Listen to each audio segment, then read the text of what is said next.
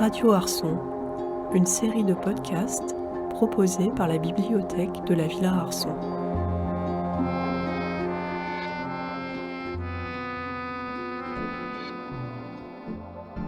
Tout nouvel épisode de Une bibliothèque peut en cacher une autre, spécial DVD aujourd'hui avec Yannick Casanova, réalisateur et chef opérateur, qui vient farfouiller avec nous dans le fond cinéma de la bibliothèque de la Villa Arson. Yannick Casanova est né à Nice, a passé son enfance en Corse, une partie de sa vie à Paris pour mieux revenir en Corse. Il se forme au cinéma en collaborant au projet de divers cinéastes.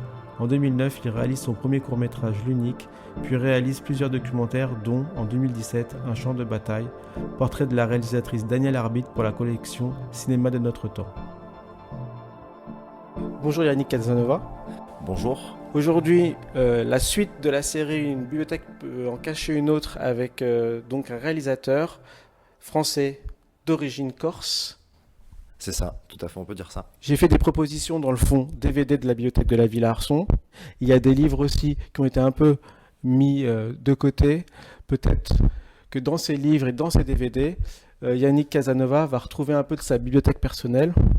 Ouais, je suis assez étonné en plus parce que tu as vu apparemment un film que j'ai fait qui est le portrait de la réalisatrice Danielle Arbitre, qui se tournait entre la France et le Liban, et qui est un film qui finalement ressemble à ce que je fais, mais pas forcément, parce que c'est vraiment un film à l'épaule où je suis mon personnage, et c'était aussi l'objet du film, La suite dans des endroits interdits.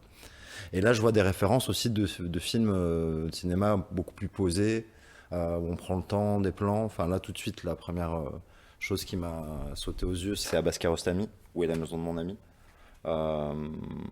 Pareil, là maintenant, ça fait 2 ans que j'ai pas trop regardé les films qui étaient sortis récemment.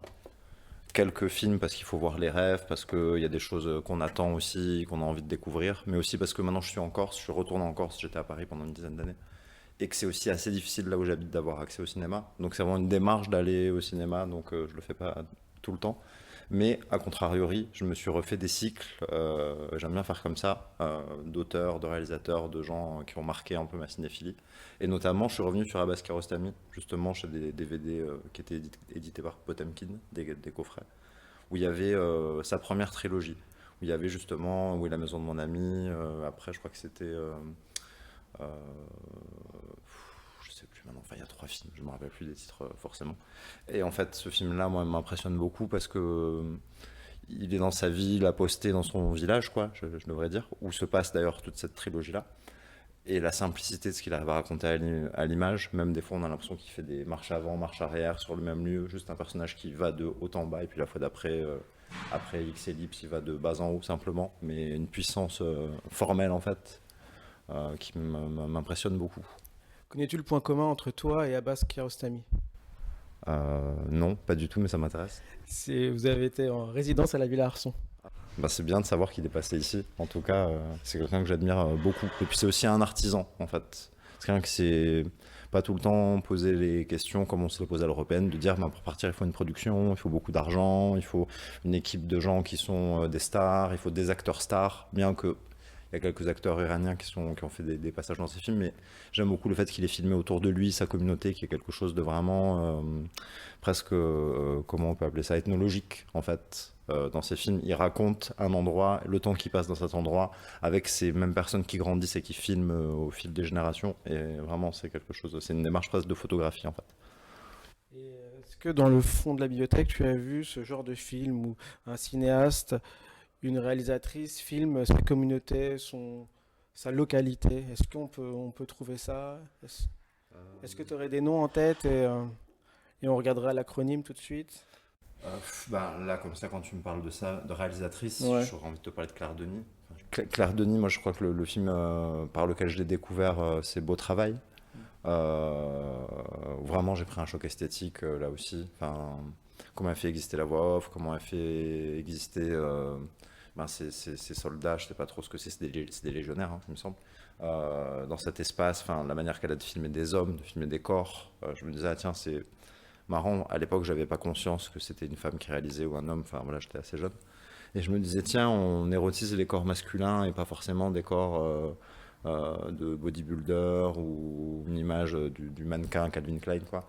Vraiment, juste, on érotise une sensualité masculine, un truc que j'avais jamais vu à l'écran. Et puis à la fin du film, au générique, je me rends compte que c'est une femme qui a réalisé. Je me suis dit, bon, bah voilà, peut-être que c'est pour ça aussi.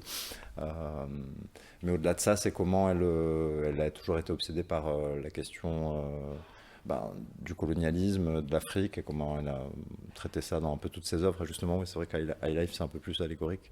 Mais ça aussi, c'est quand même prodigieux, ce qu'elle a réussi à faire avec finalement peu d'argent au regard du film.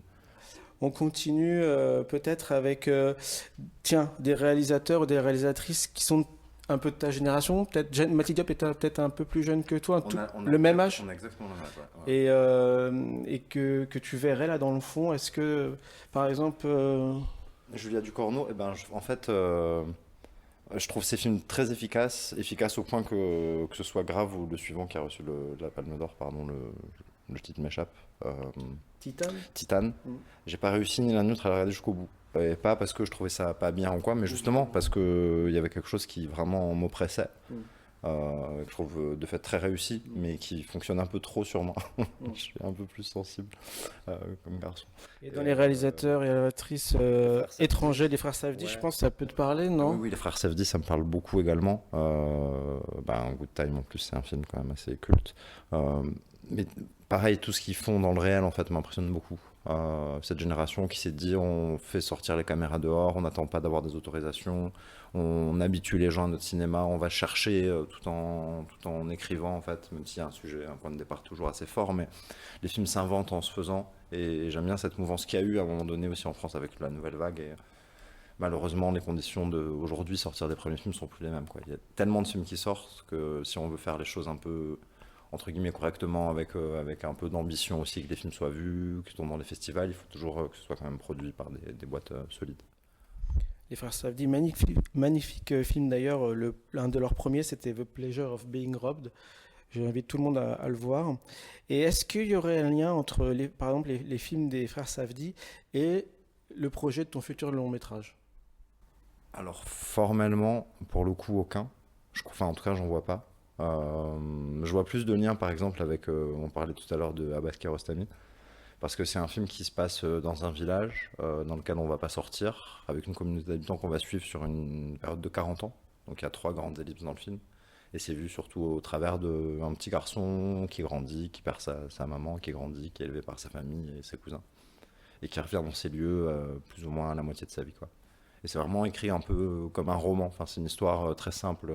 C'est pas que je veux pas vous la pitcher, mais en fait, il se passe pas grand chose de spécial, si ce n'est des rapports de sentiments, en fait, qui peuvent se retrouver un peu justement dans ces films-là, dans les films de Kiarostami.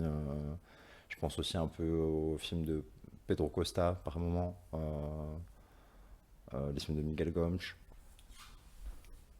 Je te montre du doigt Piala, peut-être les premiers Piala avec...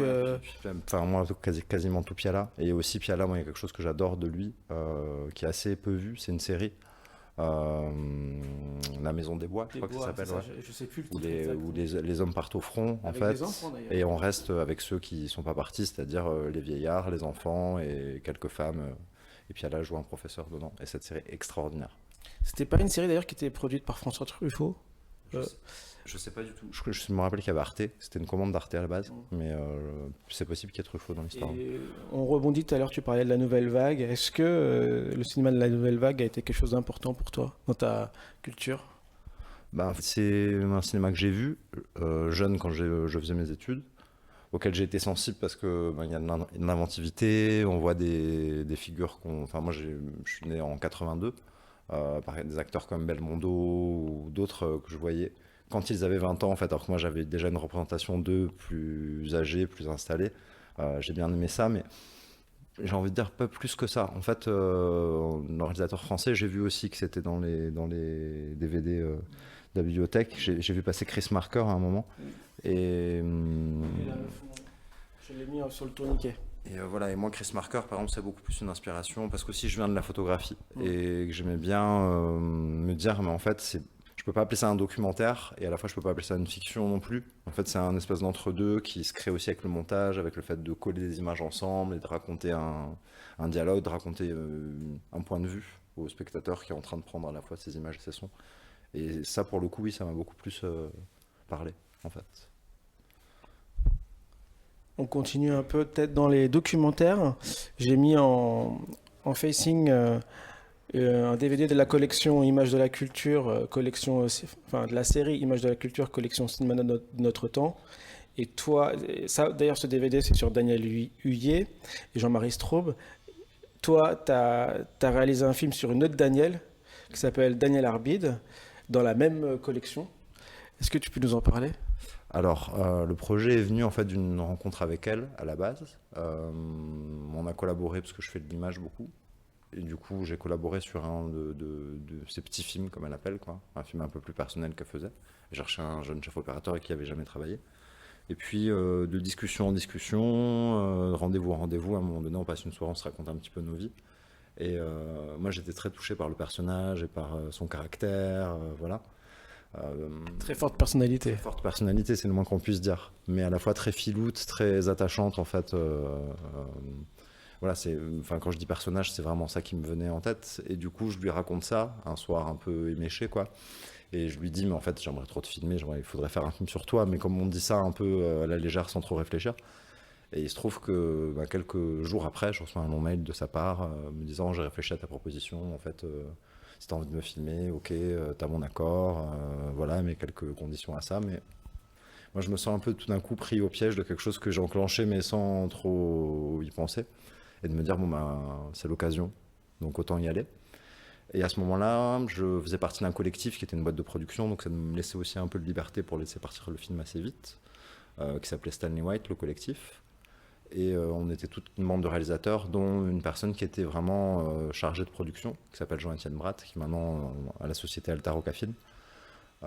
Et Jean-Étienne me dit, mais si tu veux faire un film sur une réal, on peut essayer d'organiser un rendez-vous avec André Labarthe, c'est lui qui gère la collection toujours, essayons de le rencontrer, on va voir. Et donc il a réussi à m'obtenir un rendez-vous avec Labarthe, et ça s'est bien passé. Enfin, je peux te raconter le rendez-vous, c'était un peu rocambolesque. Mais, il y a un personnage aussi du cinéma. Ouais, qui est un monsieur qui est décédé maintenant. Il y a, je crois, 3 ans, 3-4 ans. Et qui me reçoit donc dans son grand appartement du 18e arrondissement, où bien sûr on va dans la cuisine, quoi. Et on arrive dans la cuisine, c'était le matin. Il me dit, tu veux boire un café ou du whisky comme les hommes? Je dis, et vous alors? Whisky. Donc on a bu une bouteille de whisky, je pense, en 2 heures à deux dans sa cuisine. Je suis sorti à midi, j'étais, voilà, il faisait chaud et tout. Je me suis dit, oula, qu'est-ce que j'ai fait? Est-ce que j'ai bien fait de faire comme ça? Est-ce que j'ai pas dit trop de conneries? Et mon producteur qui m'appelle dans l'après-midi, qui me dit, ah, j'ai eu l'assistante d'André, super, ils étaient très contents de te rencontrer, c'est bon, ils sont ok, ils prennent le film dans la collection. Je dis, bon, voilà. Donc ça s'est passé vraiment comme ça. Et eux, ils étaient assez excités aussi à l'idée d'avoir une femme, parce que c'est une collection qui est très masculine. Moi, je n'y avais même pas réfléchi avant, parce que voilà, j'ai découvert un peu la collection aussi au moment où on a demandé ce truc-là. Et j'étais content de me dire, on inscrit une femme du monde arabe dans cette collection, enfin voilà. Dans les DVD en face de nous, j'ai mis la collection Point Ligne Plan 3 où il y a Daniel Arbide. Est-ce que tu l'as vu Un film qui s'appelle The Smell of Sex. Ouais. Et si c'est bien celui-ci, c'est un film qui est en fait un film d'archives. C'est des archives qu'elle a achetées à Beyrouth au marché, qui n'étaient pas développées, des films Super 8. Et elle avait qui étaient développés, mais je veux dire qu'il n'y avait pas de télé-cinéma, rien, c'était vraiment les pellicules quoi, qu'il fallait projeter. Et donc elle a projeté ces images, elle a découvert les images en fait d'une jeune femme qui se filmait elle et qui filmait ce qu'elle pensait de son amant. Mais c'est très pudique, on dirait un peu les films érotiques des Chinois des années 60 quoi. C'est très beau, en plus avec la pellicule, voilà. Et elle s'est dit, je vais faire un montage de ça, de ces images, et pour agrémenter ces images, je vais prendre des copines à moi, de gens de mon entourage, et je vais leur faire parler des hommes et du sexe, mais de façon très crue, en fait. Et du coup, elle a réussi à faire ça parce que, le fait qu'il n'y a pas d'image, il y avait une désinhibition qui, à mon avis, était plus simple. Et elle a réussi à obtenir de la parole de femmes au Liban, je pense que c'était les années 90, assez crue, assez délicieuse au sujet des hommes, qu'elle a illustré comme ça, avec ces images complètement anodines trouvées sur le marché. En parlant de sexe, c'est relatif. On est devant aussi un film sorti chez Potankin de Jean Eustache, Une sale histoire. Justement, non, ça c'est un Eustache que j'ai pas vu, parce qu'il y a beaucoup d'Eustache qui sont difficiles à voir, voilà, malheureusement. Mais là, c'est en train d'être un petit peu pris en main. Enfin, les ayants droit, etc. Tout le monde apparemment s'est mis d'accord. Mais non, moi j'avais vu donc Mes Petites Amoureuses, La Maman et la Putain, que j'ai revu et que j'ai découvert vraiment la première fois en salle. Parce que j'ai l'impression qu'avant je l'avais juste aperçu et que de le voir en salle, c'est aussi l'intérêt de faire des restaurations, c'est qu'on entend ce qui est dit vraiment, voilà, c'est autre chose. Donc je vous invite à le voir en salle vraiment, même si vous pensez l'avoir déjà vu. Et Le Père Noël a les yeux bleus, quoi, qui est un film extraordinaire également. Même si l'histoire, j'ai envie de le prendre, d'aller faire une copie. Il faut pas faire ça, mais voilà. Sorti par Potemkin, est-ce que tu connais un peu toutes ces boîtes de prod, de distribution, certains circuits du cinéma? Est-ce que tu as des connaissances, des contacts là-dedans? Oui, un petit peu, parce que j'ai des amis qui font des films aussi autour de moi, parce que on est aussi un peu une génération. Moi, je suis resté 10 ans à Paris. Je connais un peu les gens de ma génération qui ont maintenant aujourd'hui la quarantaine, grosse trentaine, petite quarantaine, je dirais. C'est mine de rien, on a l'impression qu'à Paris, comme il y a beaucoup de cinéma, qu'il y a beaucoup de monde, c'est très grand, etc. Mais moi, j'ai l'impression au contraire, ça m'a assez étonné quand je suis arrivé, en plus provincial, voilà, tard, voir à quel point finalement c'était petit, à quel point très vite on croisait les gens, on identifiait qui faisait quoi, enfin, et c'est assez agréable en fait. On va finir sur peut-être ce que j'avais mis sur le tourniquet de la bibliothèque, avec ce joli bruit.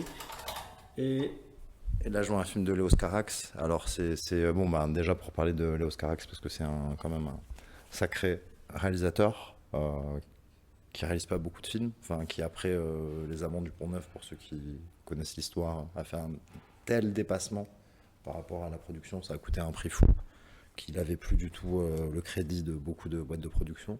Donc, malheureusement, quelqu'un d'extrêmement doué qui a pas fait de film pendant, je pense, une trentaine d'années, facilement. Et moi, c'est aussi le rapport à l'image, sa chef opératrice, Caroline Champetier. Ce qu'elle fait dans ce film-là, enfin pour moi, je pense que Caroline Champetier, c'est la plus grande, avec Agnès Godard, c'est la plus grande opératrice qu'il y a en France.